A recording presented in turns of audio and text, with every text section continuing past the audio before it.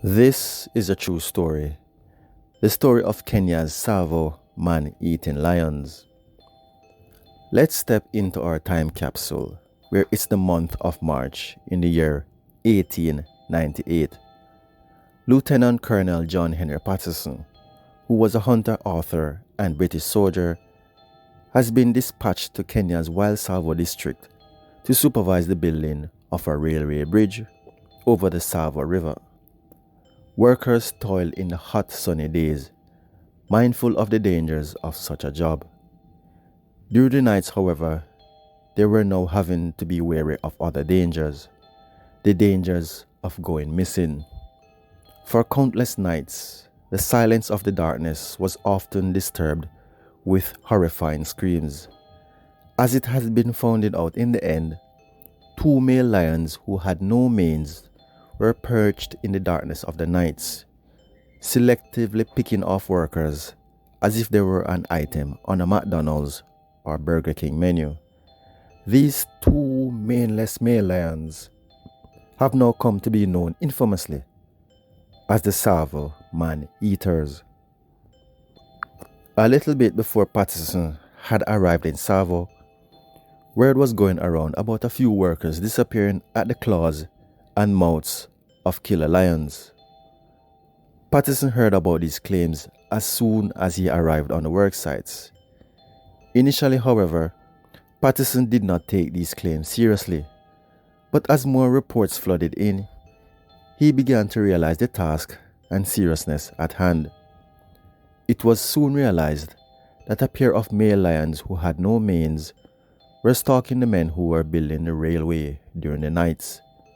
These large, powerful male lions would then pounce on and drag away these men as they slept in their tents into the emptiness of the night to feast on their bodies.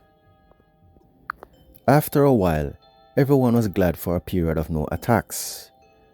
They all thought that these lions had moved their hunting grounds elsewhere, but after a few months had passed, their attacks restarted. It seemed that this time, however, both male lions returned with vengeance. Workers and others lit huge fires during the nights to try and ward off the lions from attacking. This, however, was to no avail. These two maneless lions continued their weekly feastings on the railway workers. One of the beasts would enter the camp at any given time to kill and drag off its victim. But as time progressed, they both got braver and came into the camp together, each killing a worker and then dragging off their bodies to eat them.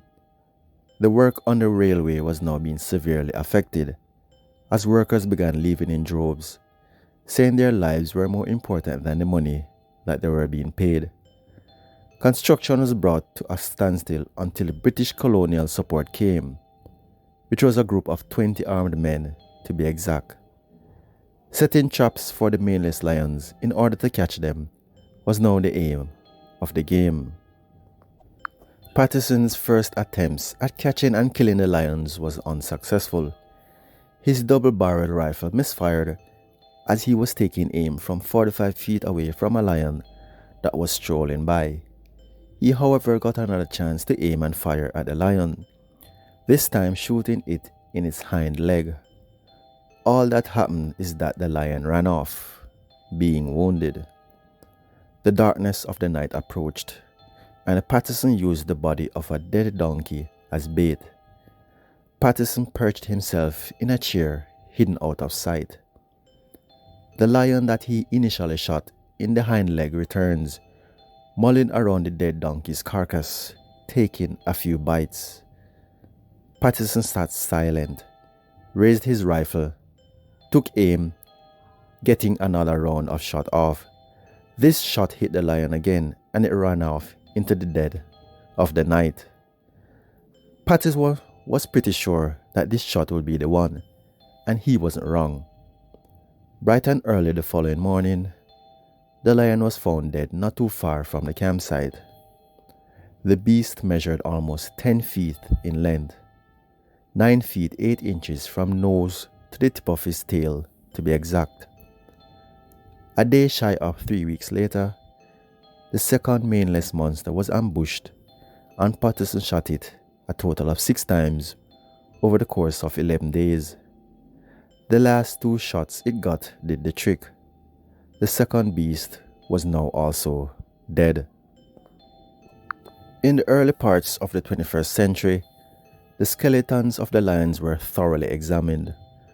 One of the lions had a severely damaged tooth, which might have been one of the main reasons why it began hunting humans, simply because humans are much easier to track, capture, and kill, and our bodies are also easier to tear apart, especially for a lion with damaged teeth.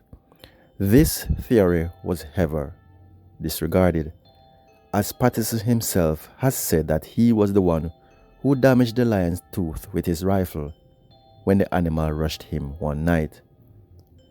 Another theory that floated around was that maybe both animals were too old to hunt their usual prey, so they saw humans as very easy meal tickets.